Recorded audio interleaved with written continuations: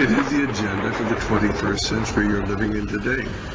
For a brave new world where everything that you cherished and held true will no longer exist.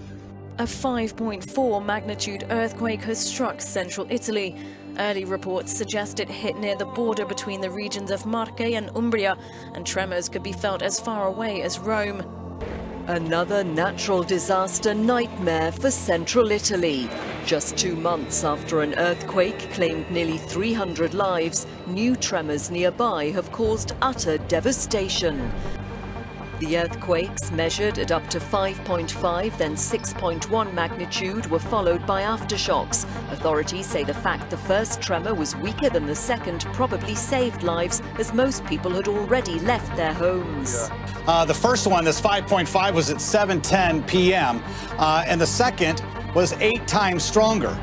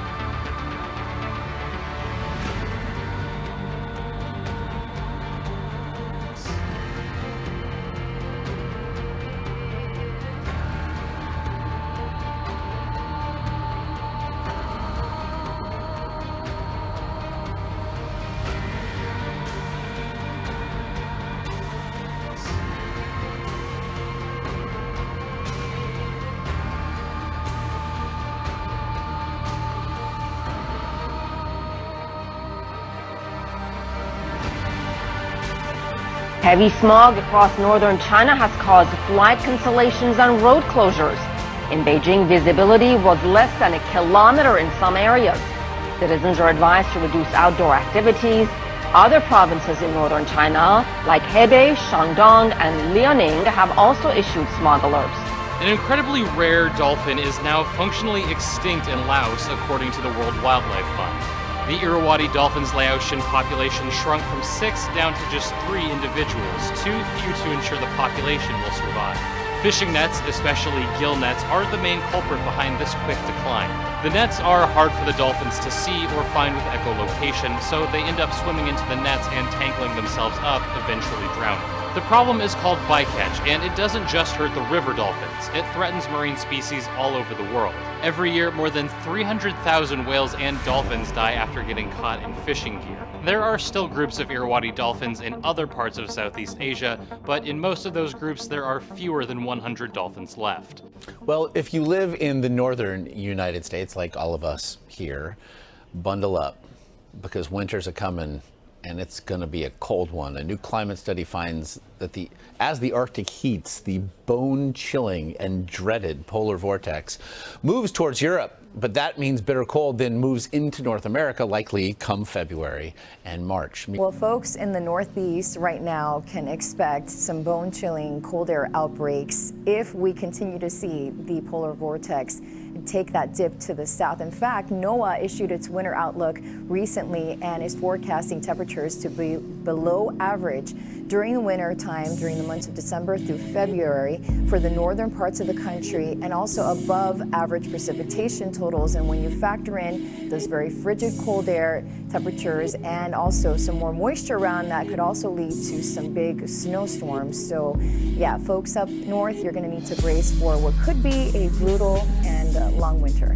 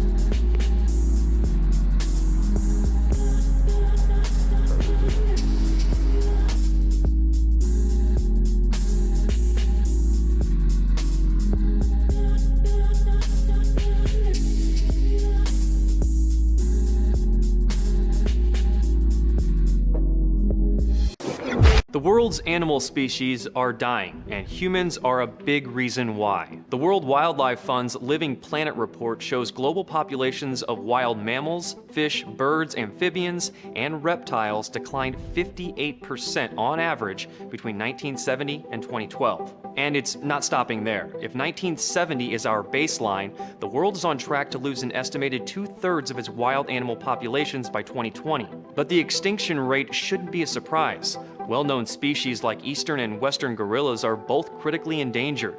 Poaching is disseminating elephant populations, and you can count the number of northern white rhinos on one hand. The declines are caused by habitat loss from urban development, overhunting, pollution, disease, and climate change, all of which are tied to humans. The point is, Earth is becoming inhospitable, both to animals and to humans. The plus side? We're getting better at recognizing our negative contributions, and researchers say that's one of the first steps to fixing the extinction problem. Emma Foster is a well-adjusted high school senior. A cheerleader since she was 10 who wants to study engineering in college. I like math. It's like my favorite subject in school. Like many 17-year-olds, she sometimes exasperates her parents. I think her favorite hobby is talking to her boyfriend while she's doing her homework. The way Emma began her life, however, was unlike any of her peers. I think it's really cool, actually, because it makes me like different and unique. She was conceived using the DNA of 3 different people: her mother, father, and an egg donor. It's like the sperm and the egg went together, and then they took the cytoplasm from like a donor, and they used that so that way I had a healthy food source or energy source. The procedure was experimental, so it's actually not done on many patients. Dr. Jacques Cohen performed the unusual fertility treatment on 33 couples between 1996 and 2001 at St. Barnabas Medical Center in New Jersey. 17 babies were born as a result of the 3-person donation, including Emma. First up tonight, something a little different. We begin our election countdown series, Issues That Matter. Here's the full list based on a recent Fox News poll. The number 1 issue is, of course, the economy. Number 2, terrorism. Then it's education, race relations, federal deficit, healthcare is 6th. Then climate change, foreign policy, immigration, and at number 10, drug addiction. That is where we begin tonight. Authorities call this Operation Granite Hammer. Agents with the Drug Enforcement Administration join local police busting suspected drug buyers in Manchester, New Hampshire, home to more heroin and opioid addicts per capita than almost anywhere in America. New Hampshire has suffered so greatly from the heroin crisis and the drugs pouring across the border. The rate of heroin overdose has nearly quadrupled in the state. Once again, our politicians have tragically failed this country. Both presidential candidates have addressed the issue during this campaign. When you're ready to get help, there's not enough places to go to get help. And we are losing thousands and thousands of Americans of all age, but particularly young Americans. We are following breaking news just a short time ago. A fire on a metro train in Boston has people breaking windows to try and get out alive. Take a listen.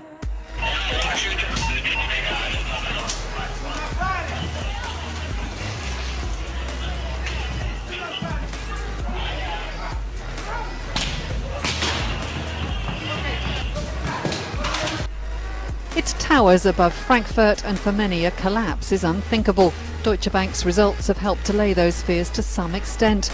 Germany's biggest lender made an unexpected but relatively small profit of €278 million. It was thanks to a 14% rebound in bond trading, but there's still no sign of a settlement with US justice authorities. They're still in negotiations with the DOJ to try and bring the fine down from $14 billion down to something that it considers more reasonable at around $5.6 billion, which has been set aside now in litigation fees. So it does look like that we are seeing some progress here, but I think people are still going to remain concerned.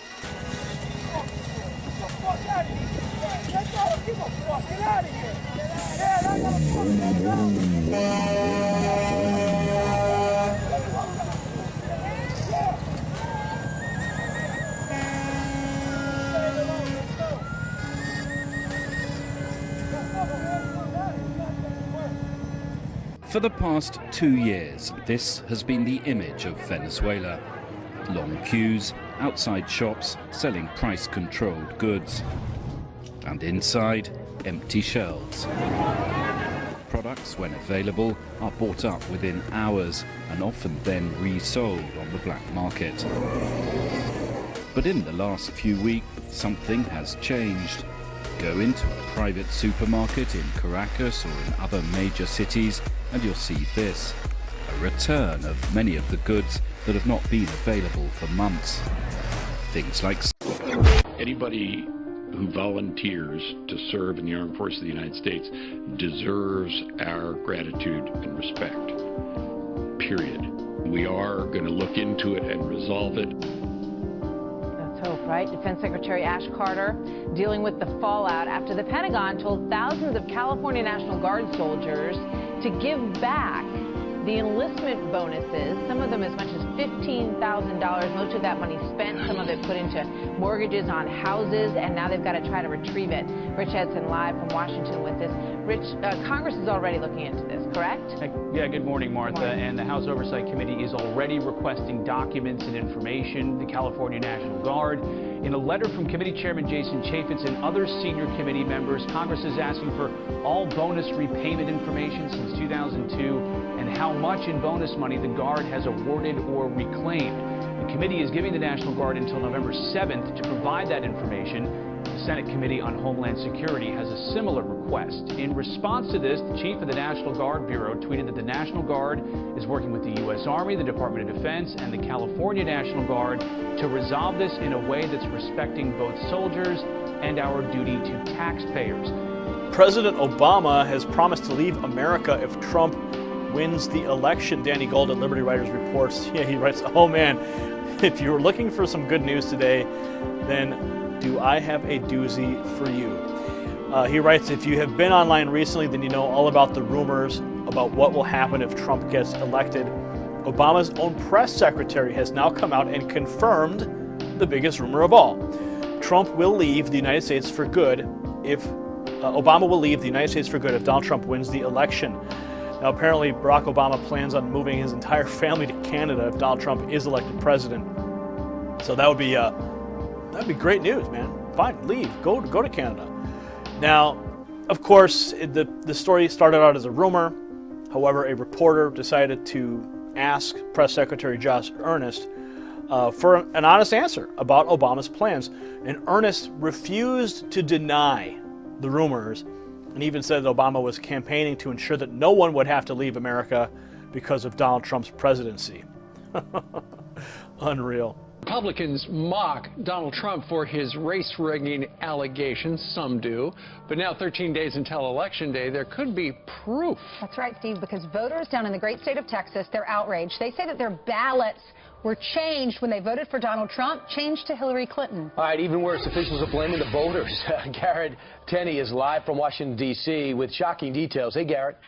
Hey, good morning, Brian, Steve, and Ainsley. You know, early voting just began in Texas on Monday, and already there are reports of votes being changed at the ballot box. Several of these accounts from voters posted online have now gone viral, including this one from Shandy Clark. She writes, I had a family member that voted this morning, and she voted straight Republican. She checked before she submitted, and the vote had changed to Clinton. She reported it and made sure her vote was changed back. They commented that it had been happening. Well, we've got the video now of a Hillary Clinton campaign worker busted defacing Donald Trump signs on private property. The Conservative Tribune reports, yes, we are constantly told by the mainstream media, we are told that Election Day is simply a formality and the race has basically already been decided in favor of Democrat presidential nominee Hillary Clinton. Okay, that's what they would have us believe. However, he raises a great question here. He says, if that truly is the case, then why is the media still angrily dumping on everything said or done by Donald Trump? 3 women are now facing theft charges for reportedly stealing nearly 40 Donald Trump signs along a road in Maine. One of the women admitted to taking the signs in an op-ed in the Washington Post. 52-year-old Betta Stoddard writes that she's not the law-breaking type, But Trump's talk about women pushed her over the edge. It reads, quote, reflecting back, I realized that I momentarily snapped. But there was a deeper reason for my anger than just the signs.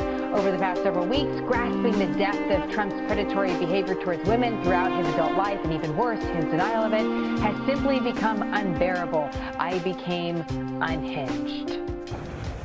Russia has denied making a refueling request to Spain for a fleet of its warships, which has been sailing for the past week en route for Syria. Earlier reports had said Moscow had originally asked for permission to dock at the Spanish port of Ceuta, but had later withdrawn the request. Spain has been under pressure from NATO allies who've been following the flotilla not to allow the stopover. However, NATO's chief said it was a matter for the Spanish government. There is concern among alliance members that the deployment of the ships and the aircraft they're carrying could lead to an increase in air assaults in Syria, notably on the besieged city of Aleppo. Bring to your attention a Russia on the move, and one of the things that we just confirmed now is that the Russian armada that we've been following, 7 ships, including an aircraft carrier, have now entered the Mediterranean. And the goals apparently of this flotilla is to have bombing missions inside Syria on behalf of President Assad. Of course, we've been at odds with Russia about what they're doing and whether or not it's actually harming innocent Syrians on the ground there. But the show of force is significant. It's significant because it is 7 ships and because it shows that Russia is not backing down